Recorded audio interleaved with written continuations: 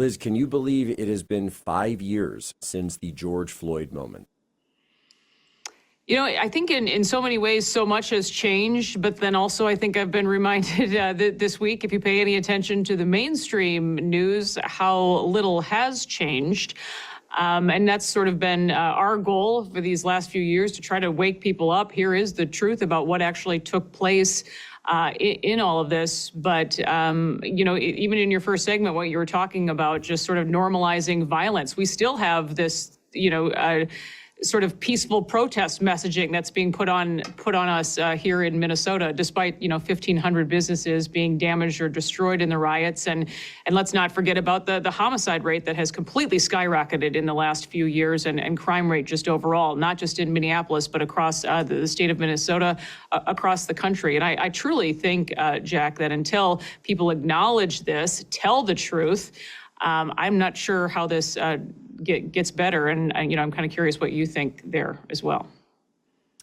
I think we do need truth, and I also think that we need really just a zero tolerance policy for violence. Violence is never acceptable. It doesn't matter what cause you support or what your opinions are on some far off conflict, or what your opinions are about law enforcement, et cetera. Guess what? We live in a free country. There is a place for things like that. It is called the ballot box. We have the First Amendment. We have bent over backwards to allow people to express their First Amendment rights in this country, which don't exist, by the way, anywhere else in the world. Go to England right now. You get arrested for tweets and memes and posts on Facebook.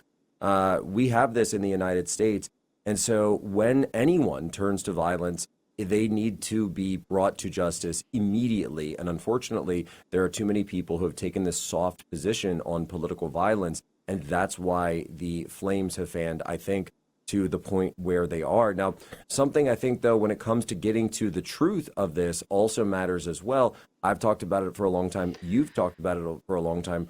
Where are we at, and where are you at on your reporting on the case of Derek Chauvin? We actually just put out a recent series over at Alpha News. You can find it on Alpha News MN. That's our YouTube channel. But 3 different parts. We have a long conversation with Tu Tao. He's one of the police officers still in prison. He was keeping the crowd back that day. He was given an extra year on his sentence because he was reciting Bible verses during his sentencing. And the far left judge in Hennepin County, Peter Cahill, did not like that, added another year to his sentence. He will be out this coming fall. Our second story in the series focuses on Alex King, the black police officer who arrested George Floyd, that the media completely ignored because, of course, this was also all about a racial reckoning, despite all of these officers being from a mixed race background. But don't let the facts actually get in the way of this divisive narrative they were trying to push on the public. And then our third part in the series we just released a couple days ago, and that's kind of a behind the scenes of this defamation case that has been dismissed against us now, and how this has really brought more of the truth to light about this testimony involving now Assistant Police Chief Katie Blackwell of the Minneapolis Police Department, and all of these officers coming forward to say that she perjured herself in Derek Chauvin's trial. So those are all available for free to see on our YouTube channel. And this week, though, you'll like this, Jack. I was referred to by Minnesota's largest newspaper there, the Star Tribune, a soulless filmmaker. I'm a political extremist, just in case you were wondering. And they went after us saying George Floyd's story is being rewritten. This narrative is being rewritten, but yet they turned off all of the comments related to that story on all of their social media channels. So that is what we deal with here in Minnesota. And sadly, the public is worse off for it because they're simply just not even getting the truth.